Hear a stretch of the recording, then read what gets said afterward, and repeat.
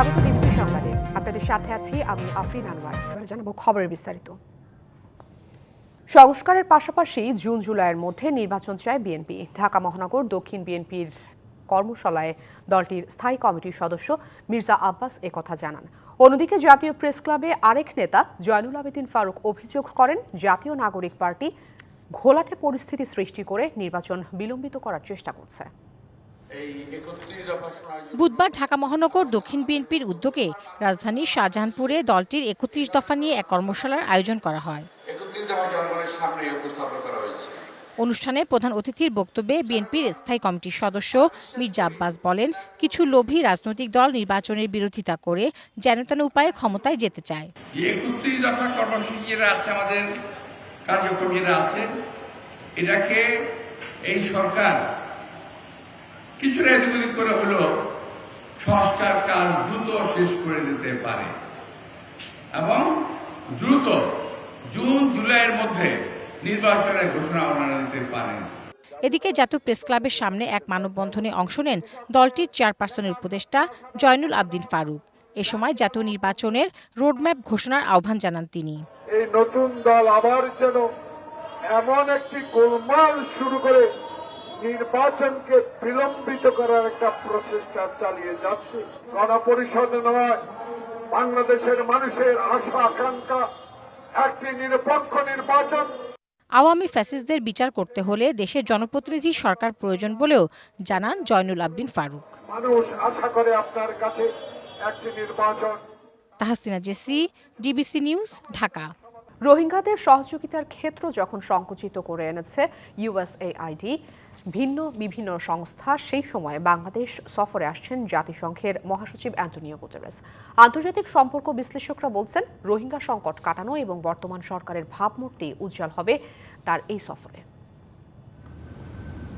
অন্তর্বর্তী সরকারের প্রধান উপদেষ্টা ডক্টর মোহাম্মদ ইউনূসের আমন্ত্রণে ১৩ মার্চ ৪ দিনের ঢাকা সফরে আসছেন জাতিসংঘের মহাসচিব। সফরের দ্বিতীয় দিন পররাষ্ট্র উপদেষ্টা তৌহিদ হোসেন ও প্রধান উপদেষ্টা রোহিঙ্গা ও অগ্রাধিকার ইস্যু বিষয়ক বিশেষ দূত ডক্টর খলিলুর রহমান তার সঙ্গে দেখা করবেন। এরপর তিনি যাবেন কক্সবাজারের রোহিঙ্গা ক্যাম্পে।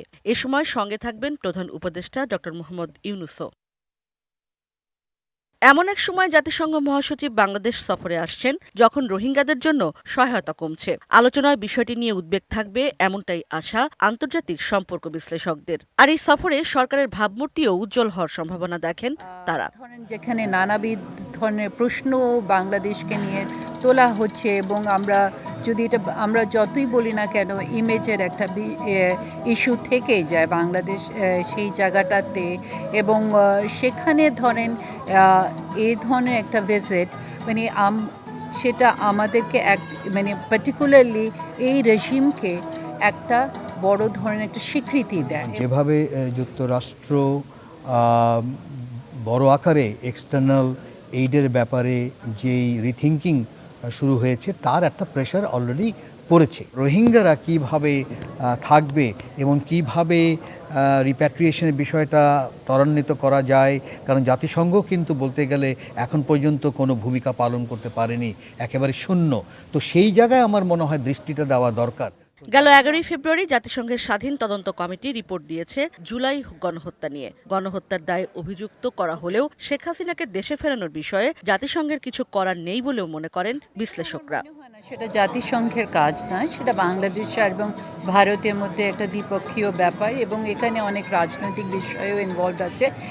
সেটা না, সেই জায়গাটাতে আমি মনে করি না যে তারা এবং জাতিসংঘের এটা ম্যান্ডেট ওটা। জাতিসংঘের কোনো ব্যাপার না, দুই দেশের উপরেই ছেড়ে দিতে হবে। এটা পুরোপুরি দুই দেশ এবং মূলত বাংলাদেশের জনগণের উপরে এটা ছেড়ে দিতে হবে। সবশেষ ২০১৭ সালে বাংলাদেশ সফর করেন আন্তোনিও গুতেরেস। গুরুত্বপূর্ণ যেহেতু আমেরিকায় এই ধরনের একটা। ইশরাত জাহান উর্মি, ডিবিসি নিউজ, ঢাকা। জাতিসংঘ মহাসচিব এবং ডক্টর মোহাম্মদ ইউনূস রোহিঙ্গা ক্যাম্প পরিদর্শন করবেন শুক্রবার। রোহিঙ্গাদের জন্য প্রতি মাসে $15 মিলিয়ন প্রয়োজন হয়। এজন্য আর্থিক সাহায্যের পরিমাণ যেন বাড়ে, সেই বিষয়টি তুলে ধরবে বাংলাদেশ। ফরেন সার্ভিস একাডেমিতে ব্রিফিংয়ে এসব কথা বলেন প্রধান উপদেষ্টার প্রেস সচিব। আর ডেপুটি প্রেস সচিব জানিয়েছেন, সফরে ঐকমত্য কমিশনের সঙ্গে বৈঠকে বসবেন জাতিসংঘ মহাসচিব, তবে সুনির্দিষ্ট কোনো এজেন্ডা নেই। প্রফেসর ইউনূস এবং অ্যান্তোনিও গুতেরেস দুজনেই রোহিঙ্গা ক্যাম্পে যাবে। ইন্টারন্যাশনাল সাপোর্টটা লাগে প্রায় $15 মিলিয়ন প্রতি মাসে রোহিঙ্গাদের জন্য দরকার হয়। 2013 সালে শাপলা চত্বরে হেফাজতে ইসলাম নেতাকর্মীদের হত্যা মামলায় সাবেক প্রধানমন্ত্রী শেখ হাসিনা সহ 9 জনের বিরুদ্ধে গ্রেপ্তারি পরোয়ানা জারি করেছে আন্তর্জাতিক অপরাধ ট্রাইব্যুনাল। মামলার অন্য আসামিরা হলেন সাবেক স্বরাষ্ট্রমন্ত্রী মহিউদ্দিন খান আলমগীর, সাবেক আইজি হাসান মাহমুদ খন্দকার ও বেনজির আহমেদ, সাবেক স্বরাষ্ট্র প্রতিমন্ত্রী শামসুল হক টুকু, সাবেক আইজিপি শহীদুল হক, সাবেক সেনা কর্মকর্তা জিয়াউল আহসান, সাবেক পুলিশ কর্মকর্তা মোল্লা নজরুল ইসলাম এবং গণজাগরণ মঞ্চের মুখপাত্র ইমরান এইচ সরকার। এদের মধ্যে শামসুল হক টুকু, শহীদুল হক, জিয়াউল আহসান, মোল্লা নজরুল ইসলাম কারাগারে আছেন। তাদেরকে এই মামলায় গ্রেপ্তার দেখানো হয়েছে। এছাড়া আগামী 12ই মে তদন্ত প্রতিবেদন জমা দেওয়ার জন্য নির্দেশ দেওয়া হয়েছে। এর আগে গত 27শে নভেম্বর শাপলা চত্বরের ঘটনায় শেখ হাসিনা সহ 50 জনকে আসামি করে ট্রাইব্যুনালের প্রসিকিউশনে অভিযোগ দাখিল করে হেফাজত ইসলাম। হেফাজতের কর্মীদেরকে হত্যাকাণ্ডের সময় গণজাগরণ মঞ্চের কর্মীরা, নেতাকর্মীরা সশরীরে অংশগ্রহণ করেছে বলে আমাদের তদন্ত সংস্থার কাছে তথ্য প্রমাণ পাওয়া গিয়েছে।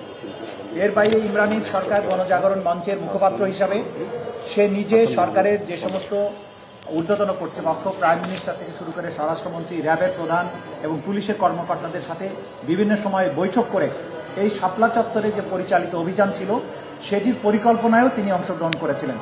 সে কারণে তার বিরুদ্ধে আমরা গ্রেপ্তারি পরোয়ানা চেয়েছি এবং সে বিষয়টা আমরা আদালতের কাছে।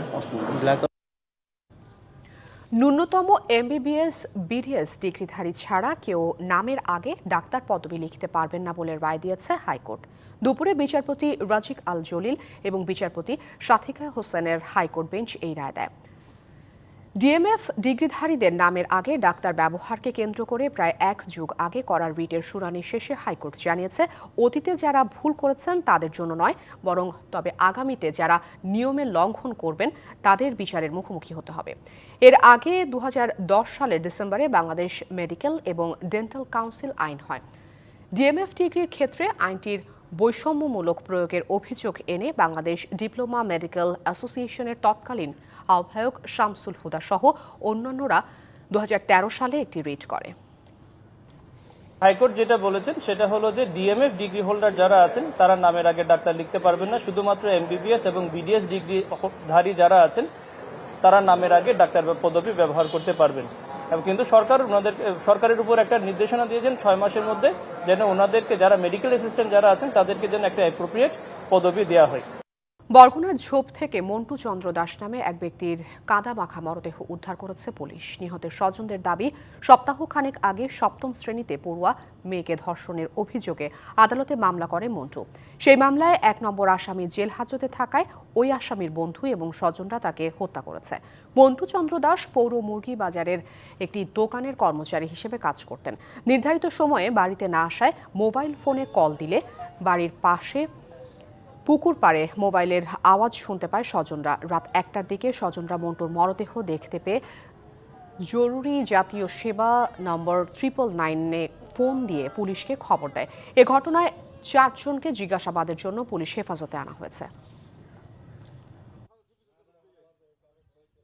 ধর্ষণ বিরোধী মঞ্চের একটি প্রতিনিধি দল সচিবালয়ে আইন উপদেষ্টার কাছে স্মারকলিপি জমা দিয়েছে। এ বিষয়ে কথা বলছেন আইন উপদেষ্টা ডক্টর আসিফ নজরুল। সরাসরি যুক্ত হচ্ছি সেখানে। থাকবে এটা ওনাদের বলেছি। ওনারা বলেছেন ধর্ষণ বিরোধী সব মামলার ক্ষেত্রে যেন এরকম পদক্ষেপ নেওয়া হয়, আমরা বলেছি সাধ্যমতো চেষ্টা করব। ওনারা বলেছেন একটা বিশেষ দাবি করেছেন যে শুধু ধর্ষণের মামলার বিচারের জন্য একটা স্পেশাল কোর্টের কথা বলেছেন। তো ধর্ষণের মামলার বিচার এখন হয় নারী এবং শিশু নির্যাতন দমন আদালতে, কিন্তু সেখানে ধর্ষণের মামলা ছাড়াও আরও অনেক অপরাধের বিচার হয়, যে জন্য ওইখানে একটা আপনার ব্যাকলগ হয়ে থাকে, মামলা পরিচালনার ক্ষেত্রে বিলম্ব হয়। আমি ওনাদের কথা সহৃদয়তা শুনেছি, যৌক্তিকতা আছে স্বীকার করেছি, এবং এই লক্ষ্যে আমাদের যা করণীয় আছে, আমার তো একা সিদ্ধান্তে হবে না, উপদেষ্টা পরিষদে আলোচনায় বিষয়টি তুলব এবং যথাসাধ্য চেষ্টা করব যে এই ব্যাপারটা এক্সপ্লোর করে এটা করা যায় কিনা, করা গেলে যত দ্রুত সম্ভব করার ক্ষেত্রে। ওনারা একটা জিনিস বলেছেন যে বিভিন্ন শিক্ষা প্রতিষ্ঠানে যে আপনার নারীর প্রতি সহিংসতা, হয়রানি, এই সমস্ত ক্ষেত্রে একটা আলাদা স্পেশাল সেল করা। আমি ওনাদের বলেছি এই সংক্রান্ত হাইকোর্টের একটা আইন আছে অলরেডি, হাইকোর্টের একটা রায় আছে, সেই রায়ের আলোকে শুধু শিক্ষা প্রতিষ্ঠান আর কাজের জায়গাতে না, রাস্তাঘাটে আমাদের মেয়েরা যেন উত্ত্যক্ত না হয়, হয়রানির শিকার না হয়, সেরকম একটা কম্প্রিহেন্সিভ আইন করা, এটা একদম সিরিয়াসলি একদম কথা দিয়েছি, এটা সিরিয়াসলি চিন্তা করব। হাইকোর্টের যে আদেশ আছে সেই আদেশের অবলম্বনে আর একটু জোরালোভাবে আইনটা করার কথা চিন্তা করব, চেষ্টা করব। আমি ওনাদেরকে জানিয়েছি আমরা কিছু কিছু আইনগত পদক্ষেপ নিচ্ছি। একটা আপনাদের অলরেডি আমি বলেছি, তদন্ত বিচারের ক্ষেত্রে সময় কমিয়ে আনা, তারপর উপযুক্ত ক্ষেত্রে বিচারক যদি প্রয়োজন মনে করে ডিএনএ ল্যাবের কোনো পরীক্ষা ছাড়াই মেডিকেল টেস্টের ভিত্তিতে, সাধারণ মেডিকেল টেস্টের ভিত্তিতে এবং পারিপার্শ্বিক সাক্ষ্যের ভিত্তিতে বিচার কাজ করবেন যদি বিচারক উপযুক্ত মনে করেন। এই ধরনের বিধান আমরা রাখার কথা চিন্তা করেছি। আমি আপনাদেরকে জানাতে চাই যে আমরা গত পরশু এবং গতকাল 2 দিন কনসালটেশন মিটিং করেছি। গতকাল কনসালটেশন মিটিংয়ের সময় আমাদের যে ফৌজি আপা আছেন জাতীয় মহিলা আইনজীবী পরিষদে, তারপর আমাদের আজ তাইফের আল ওয়েদাদ ক্লাবের বিপক্ষে একটি প্রীতি ম্যাচ খেলবে বাংলাদেশ জাতীয় ফুটবল দল। এশিয়ান কাপ বাছাই পর্ব সামনে রেখে এরই মধ্যে অনুশীলনে যোগ দিয়েছে ইতালির প্রবাসী ফুটবলার ফাহমেদুল ইসলাম। তিনিও থাকার কথা রয়েছে প্রীতি ম্যাচের একাদশে। তবে আল ওয়েদাদ ক্লাবের বিপক্ষে নয়, বরং সুদানের বিপক্ষে প্রীতি ম্যাচ খেলার কথা ছিল জামাল তোপোদের, যা বাতিল করা হয়েছে। অনুশীলনের মাঠে প্রথমবারের মতো 30 জনের পূর্ণ স্কোয়াড পেয়েছেন Spanish coach heavier Cabrera. Hamza Chowdhury ছাড়া সবাই সৌদি আরবের তায়েফে অনুশীলন করছেন। প্রস্তুতি ম্যাচে জয়ে তুলে নিতে চায় লাল সবুজ। ডিবিসি সংবাদে এই ছিল এখনকার মতো। ডিবিসি নিউজের সঙ্গেই থাকুন।